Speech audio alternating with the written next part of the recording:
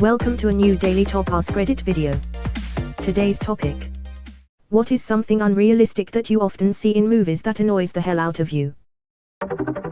Misunderstandings with dire consequences that could easily be cleared up if the protagonist just said something. Anything. I don't have time to explain. They then take a 10-minute walk down a corridor together in silence. Inigo Montoya did it best. Let me explain. No, there is too much. Let me sum up. Proceeds to do so perfectly. People getting knocked out cold for an hour, then waking up and going about their day like nothing's happened. I once got knocked out for like 2 minutes and ended up sick for a month. Yeah, they use a knockout like a human pause button, so many goons would have very serious brain damage.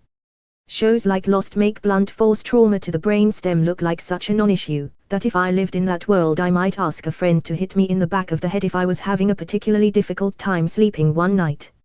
I read somewhere once that if a person gets knocked out and doesn't wake up inside of about 30 seconds, they are going to have, at best, significant brain trauma issues.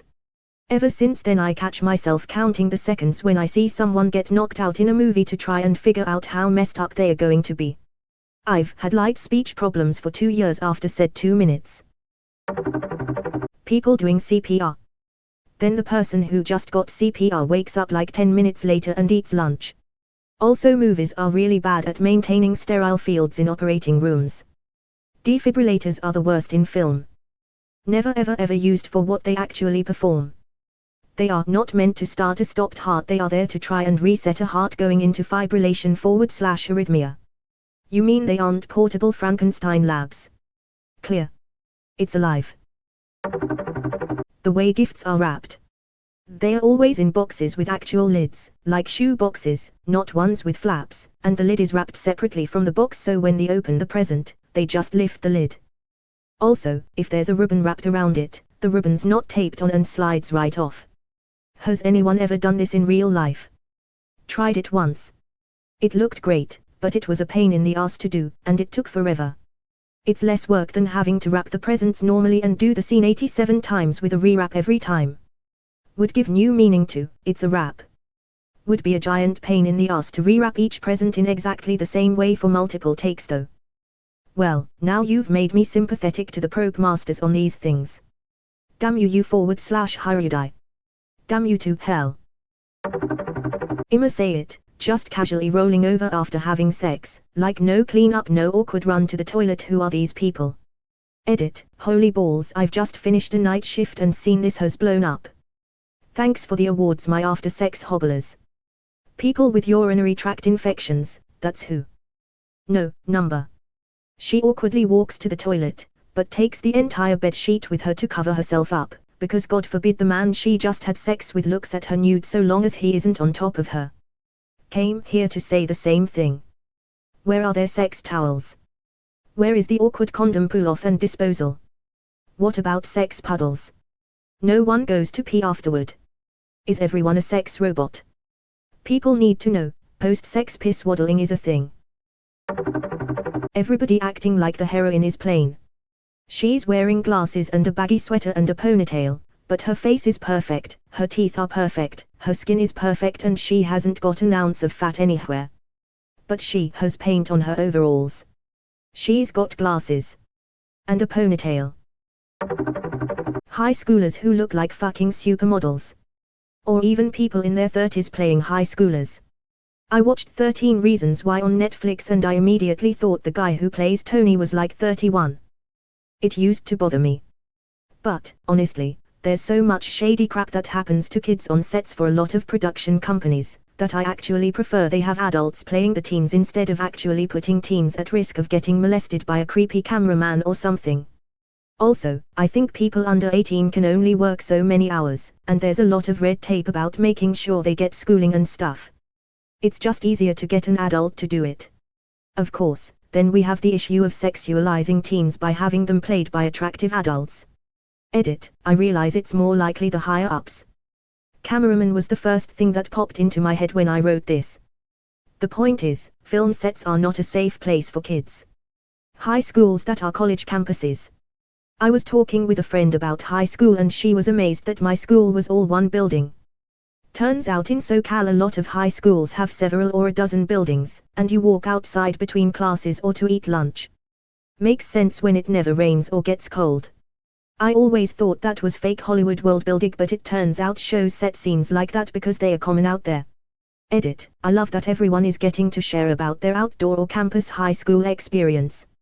For comparison, here's a larger than typical indoor school in Maryland. It's 3 stories tall and has about 3,000 students.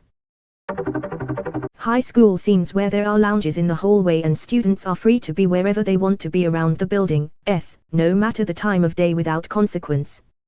We had literally 4 minutes between classes to get into our lockers and across the building. Nobody was sitting down during that. Omniscient bad guys. I know you have to have the plot move forward, but dude is trying to hide in Europe and somehow the villain is always where the hero wants to go before they get there. I mean, Europe is pretty damn big, and I can't imagine getting totally lost there would be all that difficult. And then they suddenly stop being omniscient at the end of the movie, letting the protagonist save the day. As a guy who works with computers, pretty much any computer scene, especially hacking scenes, if I bypass the firewall using a SQL protocol, I can load the XML into the CSS stack and update the database to cross the JavaScript and SVG streams. And I'm in. Much of that is legitimate terminology, but used in a very wrong manner. I like to think that the original script had perfect instructions on how to hack into anything, but was changed by the National Hackers Breakfast Club because they hacked in and put a bunch of nonsense to protect their secrets, probably by using an if statement to inherit from a methods function. An if statement would be able to backdoor the repository like that without having an absurd amount of RAM, probably need at least 5 or 6 terminals with 36 GB coupled and running parallel. If you're going to get that kind of rig together, might as well just brute force it, use a proxy to mask the data signatures to dox them and make it look like the signal is coming from Russia. Enhance, click enhance. Casually strolling away from a massive explosion. They have eardrums of steel and shrapnel-proof skin. It's legit, I googled it. You really need to watch The Other Guys then. The Other Guys 1080p explosion scene. Calling someone, and then instantly start talking. I don't know why exactly, but that has really bothered me. You didn't even let it ring. My mom never identifies herself, never makes sure she has the right person on the other end, just starts talking. My boss never says hi when he calls me. This is how every phone call starts off.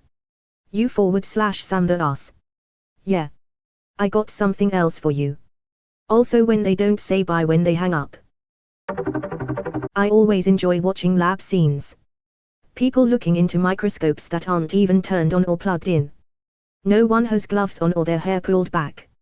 Unrelated formulas scrolled on whiteboards. And always, I mean all fucking ways, if they are in a lab, be it a biology lab, physics, what have you. There will be chemistry glassware too. I mean, I did my PhD in physics and all the labs I ever worked in had glassware everywhere. If you really want to make a lab look realistic though, throw in random equipment from 3 or 4 decades ago. My first advisor had a PDP-11 shoved into the back corner and another computer in active use running Windows 3.1. Haha. Yes. Labs always turn into little museums because either someone can't bear to part with their first piece of hardware or there's insane bureaucracy to get the go-ahead and start throwing stuff in the trash. Edit. Wow, I did not know how many people on Reddit worked in a lab setting. Anyone want a gallon of hydrofluoric acid from 1961? Old anecdote from someone in a research lab. On the day that some of the funders were touring the facility, they pulled the test tubes out of the closet and filled them with colored water, and held them up to the light when the guests walked by. After they were gone, they put away the test tubes and went back to their computers. I won't deny having put together some minor special effects for days when our non-profit's board representative, or some important donor, happened to be visiting. Never the colored liquid thing, though. I figured that would have been a little too on the nose. Gun silencers being that quiet. In reality they're like the sound of someone clapping. For that matter, just about any gun being fired inside. The noise is deafening.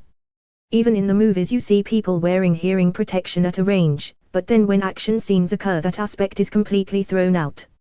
Action heroes apparently aren't scared of theaters. Really just anything with guns. The movies are made by people who don't know guns, for people who don't know guns. As someone who knows nothing about guns, I agree with this comment so much. A while back my mother and I found ourselves in a rather bad situation on an elevator with a man pointing his gun at us. Although I was terrified, I was also like, wait, why isn't the gun shiny? Is that a real gun? Why is it matte? On TV people are always polishing and cleaning their guns, and it came as a real shock to me that it didn't look anything like the movies. When we were recounting it to the police, they were confused why I was confused. Sorry to get anecdotal. We are fine now. Guns can be matte.